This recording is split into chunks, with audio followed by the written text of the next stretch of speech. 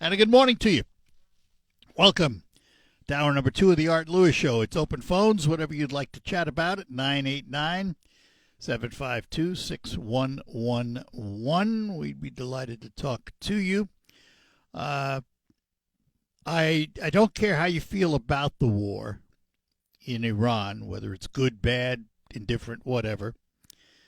But I do think we can all take a little pride in how well our military machine responds to not leaving anyone behind, and what they did to rescue the colonel who, through his training, was smart enough to climb a mountain and get into a crevice and avoid the enemy, and the tactics used to rescue him was absolutely amazing. If you want more detail, wait, because I'm sure there'll be a movie at some point in the future. It is one of those things that leads itself to, Hollywood. I'm sure their accuracy won't be quite the same, but it was an amazing coordinated effort among the various special ops and Air Force and everybody else. Just absolutely brilliant. And can't wait to hear, when he's well enough and all that, can't wait to hear this colonel talk about it and describe what it was like for 2 days to hide in the crevice of a mountain. Amazing, amazing story. Anyway, as I said, it's open phones, so the phones dictate. And we'll go to it now, and we'll find out what's on mind of Carl in Saginaw. Good morning, Carl. Good morning, Art. Yeah, I'm so glad that all the servicemen got back okay. So I'm glad that's over. I was wondering, Art, you've been following the progress of the Ares mission to the moon? Yep. And I believe a little bit later today, they're going to swing around the backside of the moon. Yep, yes. That's true. As a matter of fact, I pulled a story down offline. Some of the images they've taken of the Earth are just wonderful. Yes. Yeah, and they're going to be going further, apparently, than any man has ever gone. Right. Further from Earth. Right. Than any people have ever gone before. So that's all great. I hope that works out real well. Yep. You were having a discussion last week about why Iran hates us. And I hear a bunch of people, talking about, well, you have to go back to 1979 and the Islamic Revolution to understand, where Iran is coming from. But you really have to go back to 1953. After World War II, Iran was just developing a democracy. And the CIA and the British went into Iran and overthrew the government and put in the Shah of Iran in power. And for decades, he was a horrible, horrible dictator that just, imprisoned people, tortured people. But he was willing to sell oil to the West. So the Shah of Iran was in power for decades. And that was part of what the Islamic Revolution right. So they against. went from the Shah, who had his issues, and I'm not disagreeing with you, to a regime now that shoots their own citizens for protesting. Wow, boy, what progress they've made. Yes, exactly.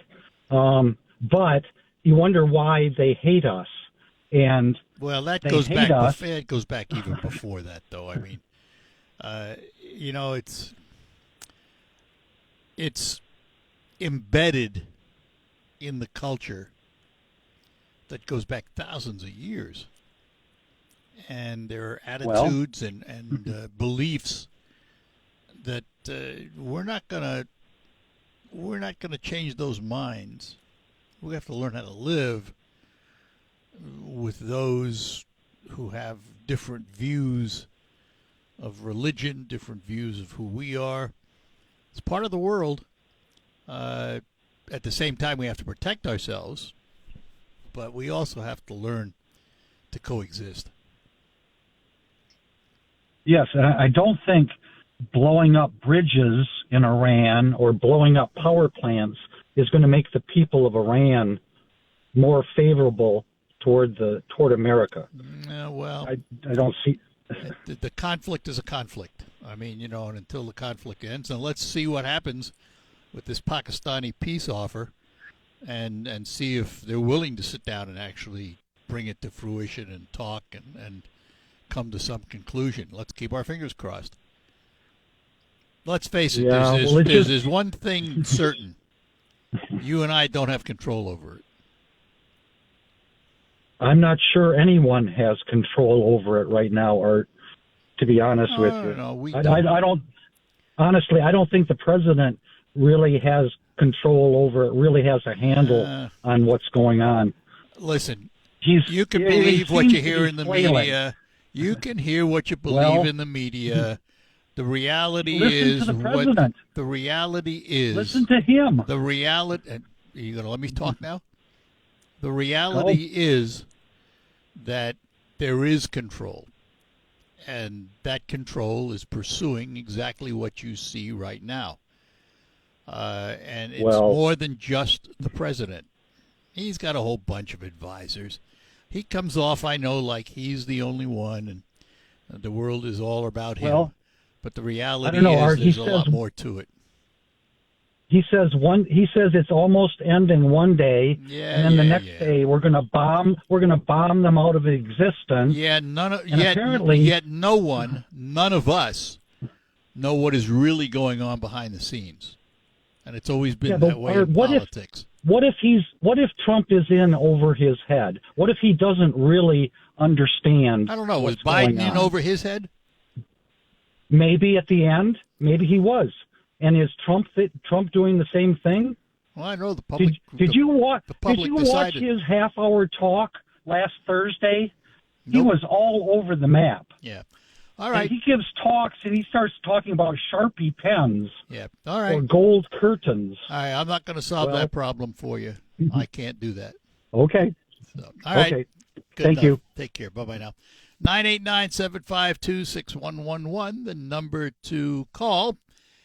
And how about winning some money? You have a chance.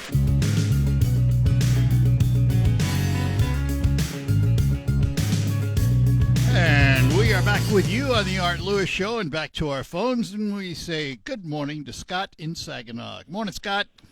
Hey, good morning, Art. How you doing? Doing all right. Hope you are. All right. I'm going to comment on your last caller there. It's kind of amazing that he's trying to go back in history to try to justify Iran's existence here and Trump's being wrong for going in and attacking. And I find that just amazing. And maybe if he just thought about it, it's simply because Iran follows a God called Allah.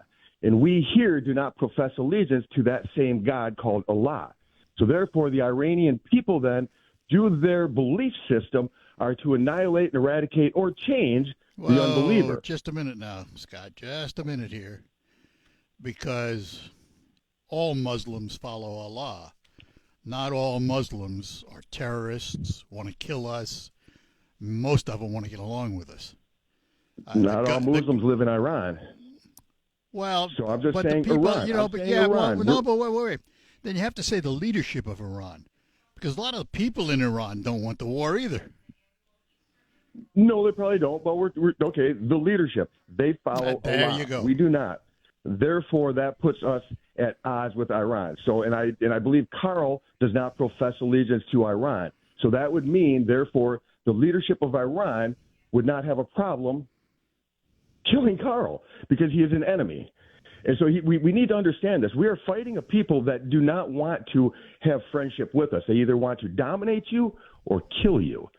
And off that, though, I noticed Governor Whitmer here, she's putting a state of emergency out there for gas prices skyrocketing.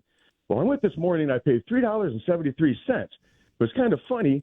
On June 11th, 2022, under Joe Biden, we were paying $5.22. And Governor Whitmer was governor then, and I don't remember her saying anything about high prices of gas. Yeah. You know, what's going on with that, Art? I don't know. The price seems to be fairly stable right now, and I paid $3.69 with a discount. It was $3.74 at the gas station. I got a nickel off. So I mean that's been seems to be where it's held out now. Doesn't seem to be bouncing around quite as much. No. But listen, energy is a political football, and Yep. both sides play the game, and we're the ones that pay the price. No matter how you look at it, we pay the price. Well, again, if this makes the world safer and it makes America safer for a while, I'm okay with paying a little more at the gas pump and maybe a little more for food for a while. If it makes our grandchildren more safe, I would I will totally agree with you with one caveat, and it is I What's that? still want to know the end game. I don't want a 10-year drag-out war. I want there to think be we know a the end conclusion. game. I want I to think see a we know- conclusion. Well, it's going to come. You still got, because you got to remember, you still have factions of terrorists that are going to live in that country. And Oh, even I know though- that. Yeah, absolutely. So it's going to be a problem for a while. But again, they took care of most of it. And I'm so proud of our military after what Oh, they yeah. did. The greatest men and women on planet Earth. Holy cow, man. Just what a fantastic, fantastic story that we had. Absolutely. And like the president said, miracle on Easter. Thank you, God. See, we serve God. We don't serve Allah in this country, and that's why we're doing well, because our leadership in Washington is doing that. They're declaring Jesus Christ and Yahweh as our true leadership. Yeah, but the And he's president blessing also us. said, "Thank you, Allah," and I went, "What?" So Well, Yeah. I think he's. he just I was- think he's being sarcastic with that. Well, He's I do. giving I them a agree slap with in you. the I face. agree with you, but I just probably Yeah. wouldn't have done that. All right. No. Good enough, Scott. All right, That's thanks, a Art. good positive thing to end with. Thanks. Have a good one. All right, bye. Take care. Bye-bye now. Let's talk to Howard in Saginaw Township. Howard, good morning. Art, good morning to you, too. So, to the issue of the relationship between the United States and Iran, a couple of years ago, I believe it was on the History Channel, I watched the most interesting program about why the relationship has soured. And it was in the late 40s, 47, 48-ish, don't hold me to that, but Israel said after the war, we want our homeland. Right. The Arabs said, that's our land. Israel said, it's our land. Arabs said, it's our land. So the United Nations took up the issue. And on this program, they actually showed a letter signed by Harry Truman that said to the Arab nations, don't worry, we will never do anything to harm our Arab brothers, signed by Harry Truman. So it comes time for the vote in the United Nations. And the United States voted to give that land to Israel. And from that point on, they didn't like us. Now, I'm not saying that that I agree. was a turning point, but the reality is, biblically, that land has been in contest for thousands of years. Oh, absolutely. Yeah, they've been fighting over it forever. Yeah. But I thought that was interesting, and I thought it might apply to your program today. Yeah, I the nuclear age changed everything too. And, Sure did. And It's a different game. And Iran sponsoring terrorist groups all over the world changed everything in a lot of ways. Absolutely. I mean, and what you there's- said a because few you know minutes ago there, about the Shah yeah, and is absolutely correct. there are lots of other, countries in that region who have the same Oh, yeah. religious beliefs and everything else. Yet they don't go around sponsoring terrorism all over the world. No, they don't. So it's a unique bunch in that country. It's a mess. It's a mess. Yeah. Oh. I still want to know what the Well, end that's- game is. I want to see us get out and be done with it. So, Well, we don't want to be there like Vietnam, but that's for certain. But I don't think our president's going to tell us what the end game is until it's over. I think you're probably right. I think you're absolutely right. I mean, the quarterback never yells across to the defense what play he's going to call. Yep. No, that I agree with. I don't expect my leader to tell me what's happening on a day-to-day basis. Oh, we're going to do this and we're going to do that, and he can make his general statements like we're going to bomb the heck out of you and all that stuff. Right. But yeah. Look at what happened here this weekend when they rescued that pilot one of the things they did was set up a deception so that the Iranians thought we already got him, and led them in a different path. And I thought that was brilliant, actually. You know, the whole thing was brilliant. Well, it was, and I'm glad they pulled it off. I'm glad that guy is safe, because I don't think he would have lived too long. No, not if they got him. All right. Yep. Howard, Okay, thank you thanks much. so much. Appreciate it. One last thing. Go Blue. Yeah, all right. You hear him tonight, 8 o'clock on WSGW. Right. Take care. Bye-bye now. Goodbye. And here's Joe in Saginaw. Before we take a break. Joe, good morning. Well, good morning, Art. How are you? I'm doing well. Hope you are. Is my phone okay this time? Yeah, you're doing fine right now. It sounds great. Oh, wonderful. Okay, let's change the topic to springtime and special assessment taxes. Yeah. Lovely. There are a lot of roads. There's a lot of roads being fixed, and it's tens of thousands of dollars that are charged against the property owners. So I'd like to make them alert to what they can do. One thing is there's two different components to these special So let me interrupt just for a second, so everybody understands what we're talking about. This is when your governmental entity comes into your neighborhood and says, "Well, we'll fix your street for you, but it'll cost everybody on this block X thousands of dollars, and you have to have support of more than 50% of the people on the block." Is that the way it works? Depending on the law, yes, that's true. Okay. And there are different laws they can pick. And that's one of the things they should do. They should go into the local jurisdiction and say, which law did you use? And then they want to know about that special assessment district. Who actually is included in it and who's not? And then the other component is, what is my financial burden going to be? And when they ask those questions, and how long do I have to pay for it? That was yeah, you're right. You're ahead of me. That's pretty good. And they need to know things like an intersection. Do I get charged for the intersection, or does somebody else pay for that, like local government? Good question. And if I'm on a corner, do I get hit for two streets or one street? Those kinds of things. Oh. And they need to know the timing, because it's different. When you appeal the special assessment district, that is which properties have to appeal. Or are going to have the financial burden. There's a date for that, and then after that district is confirmed, then they have the burden of the special assessment, and they have an appeal date there. And in both cases, you have this idea that you have to make your appeal at the appropriate time. If you don't do it at the right time, then you're out of the ball game. You can't complain into the future.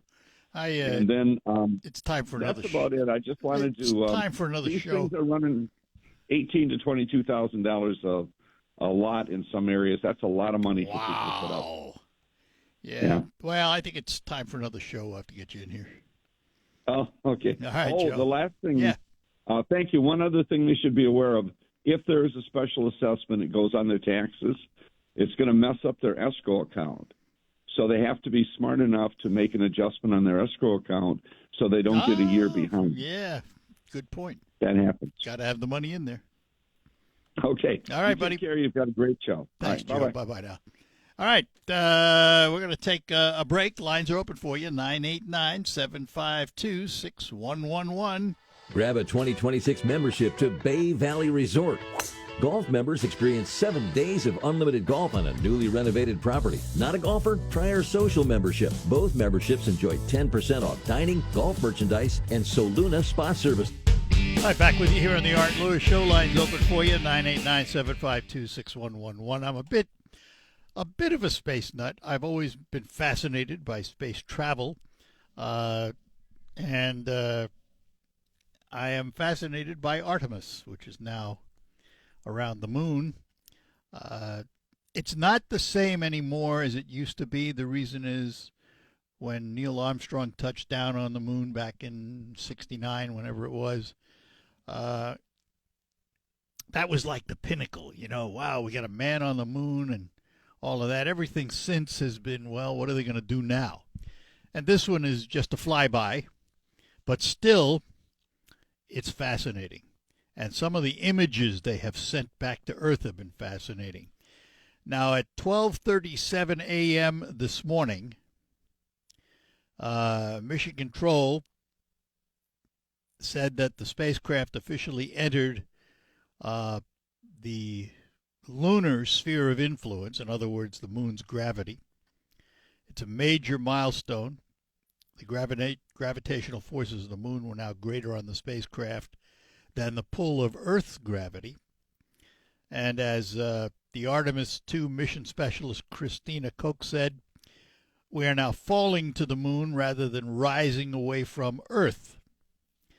Now, it's going to make its closest approach to the moon later tonight, or later today, I should say, during what they're calling Flight Day 6. And NASA will be broadcasting coverage of the mission beginning at 1 o'clock. And they're going to be looking for possible landing sites for the future.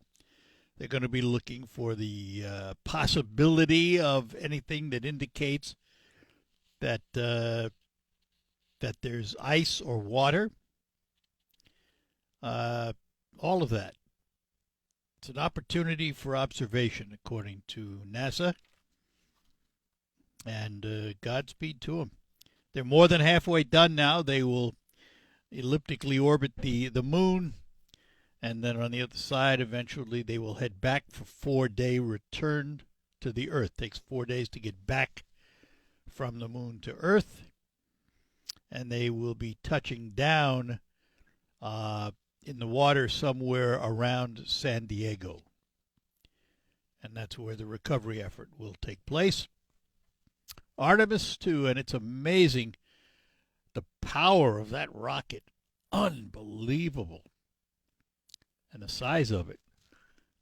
And then they recovered the boosters. They didn't self-land like the main bodies have done in the past. But the external solid rocket boosters, they did recover. I'll tell you, it is amazing to me how private industry came along and took over the spacecraft design,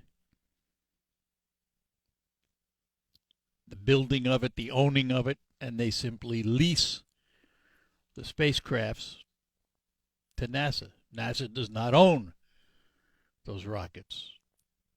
SpaceX owns the rockets. More power to them. It's amazing, amazing technology. You know, who could have foreseen? Well, I don't know. Think back to the old cartoon days. And some of the cartoons of the 40s and 50s showing spacecrafts plummeting down on the moon.